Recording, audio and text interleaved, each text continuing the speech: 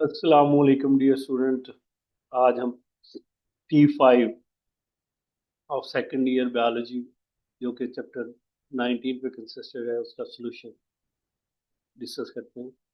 तो first MCQ 40, second MCQ 40, third alpha, fourth alpha, fifth alpha, sixth delta.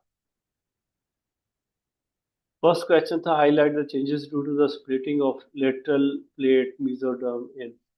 तो mesoderm जो है वो स्प्लिट होके टू लेयर्स में कंसिस्ट जो लेयर में स्प्लिट होती है स्मैटिक मेसोडर्म और स्प्लियोनिक मेसोडर्म, और इनके दरमियान में जो कैविटी बनती है उसको हम सीलम। Importance of red and blue light in growth. तो रेड लाइट फेवर करती है एलोंगेशन और ब्लू लाइट जो है वो सेल डिवीजन को इनहांस इंक्रीज करती है। नेक्स्ट क्वेश्चन था हमारा practical application of apical dominance. तो बेटा स्टोरेज लाइफ जो है उसको बढ़ाती है और प्रोटीन को इनहिबिट करती है, जबकि टैप रूट डेवलपमेंट में इंपॉर्टेंट रोल है। और पैटर्न इन डिस्क्लाइडल क्लीवेज। तो बेटा क्योंकि इसमें confined to a small disc of protoplasm lying on the surface, इस वजह से इसको हम डिस्क्लाइडल क्लीवेज का नाम पैटर्न दिया। ग्रे क्रिसेंट जो है वो आपको पता है कि area pigment free area produce होता है at the time of fertilisation. और इसकी इम्पोर्टेंस ये है कि that have a important information for the development of embryo. High morphogenic determinant during the development of individual. तो आपको पता है fertilise egg contain cytoplasmic component और ये अनइक्वली डिस्ट्रीब्यूट होते हैं। तो ये जो साइटोप्लाज्मिक कंपोनेंट्स होते हैं इनके अंदर मार्फोजेनिक डिटर्मिनेंट्स होते हैं जो कि डिफरेंशिएशन में इम्पोर्टेंट रोल प्ले करते हैं। रीजनेशन है रीगेन या रिकवर ऑफ लॉस और इंजर्ड पार्ट होता है, इसको हम रीजनरेशन बोलते हैं। विस्टर की एग्जांपल है, अर्थवॉर्म की है, प्लेनेरिया की दे सकते हैं, स्टारफिश की एग्जांपल आप दे सकते हैं। Correlation reciprocal relationship of growth of different parts of the plants जो है उसको हम ग्रोथ कोरिलेशन कहते हैं। ग्रे और इक्वेटल जो साइटोप्लाज्म है उसका बताना है। तो ग्रे साइटोप्लाज्म जो है गट बनाता है, जबकि ग्रे इक्वेटरल जो साइटोप्लाज्म है वो नोटोकॉर्ड और न्यूरल ट्यूब जो है वो बनाता है। प्लेटफॉर्म के अंदर जो रीजनरेशन होती है बेटा उसमें अनस्पेशलाइज सेल्स होते हैं विच आर कॉल्ड एज नियोब्लास्ट, और नियोब्लास्ट जो है ये बिल्कुल उसी तरीके से स्पेशलाइज डिफ्रेंशिएट होते हैं जैसे कि ये एम्ब्रियोनिक स्टेजेस में होते हैं। तो इस तरीके से ये अपना लॉस पार्ट बॉडी पार्ट जो है उसको रीजनरेट। एजिंग जो है और उसकी कॉजेज और सिम्टम। तो एजिंग की पहले आप डेफिनेशन लिखेंगे, फिर उनकी आप कॉजेज सिम्टम बताएंगे, फिर उसके बाद कॉज एंड के ऊपर जो है तीन कॉजेज का वो एक्सप्लेन करेंगे। मेरिस्टेमेटिक टिश्यूज मेरिस्टेम की डेफिनेशन आएगी, फिर उनकी टाइप आएगी एपिकल, इंटरकैलरी और लेटरल मेरिस्टेम। लेटरल मेरिस्टेम को फिर डिटर्मिनेट और इनडिटर्मिनेट जो हैं वो आएंगी। उसके बाद टाइप ऑफ ग्रोथ आप बता देंगे, प्राइमरी सेकेंडरी। ये question complete. Let's discuss the chapter T5 of paper B. First का अल्फा, सेकंड का अल्फा, थर्ड का चार्ली, फोर्थ का बीटा, फिफ्थ का चार्ली, सिक्स्थ का delta. Growth and development. Growth irreversible increase in size है, जबकि progressive changes which are undergone by before and organism become adult, that is embryonic development.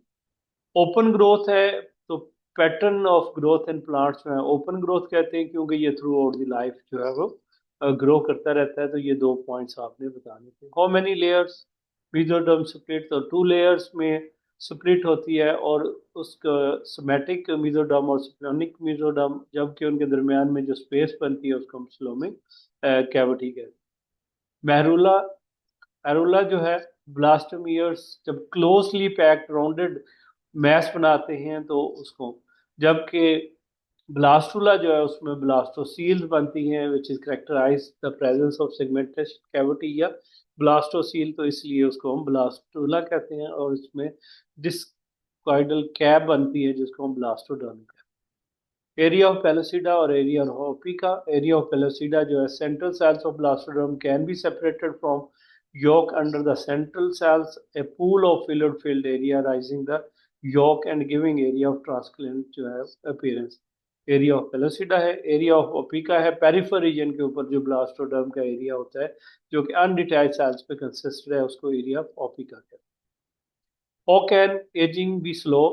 तो ageing को हम slow कर सकते हैं बेटर न्यूट्रिशन से, इम्प्रूव लिविंग स्टैंडर्ड से, रेगुलर मील खाएं, टाइम टू टाइम ना खाएं, रेगुलर एक्सरसाइज करें, स्लीप जो है वो आपकी पूरी होनी चाहिए, अवॉइड जो है वो स्मोकिंग, अल्कोहल। तो इस तरीके से हम अप टू 11 ईयर अपनी एज जो है उसको इंक्रीज। टेट्राटोजन जो है ये बेटा इन्वायरमेंटल फैक्टर्स में आते हैं जो कि जैसे आयोनाइजेशन है, रेडिएशन है, एक्स रेज है, अल्ट्रावायलेट रेडिएशंस होती हैं विच कैन कॉज या cause the changes in the development जो है जो ड्यूरिंग डेवलपमेंट, जैसे स्पर्मेटोजू है उसमें या फिर एग जो है उसमें चेंजेस ला सकती है। इनहिबिटरी इफेक्ट जो है टर्मिनल बड अगर हम खुद ब्रेक करते हैं तो ये इनहिबिटरी एक्ट है क्योंकि it will remove the lateral bud from the inhibitory effects.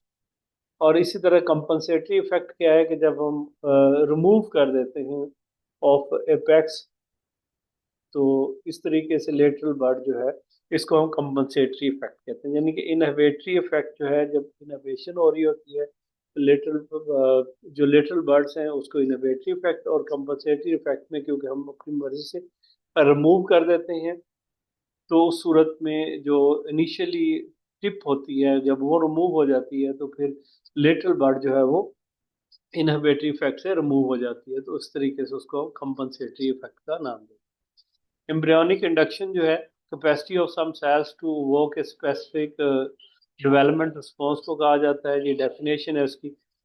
Answer node जो है एंसर नोड डेवलप होती है और सोफ्रोनिक end of the primitive streak जो कि एक थिकनिंग है, उस थिकनिंग ऑफ सेल्स लोकलाइज्ड जिसको हम एंसर नोड कहते हैं।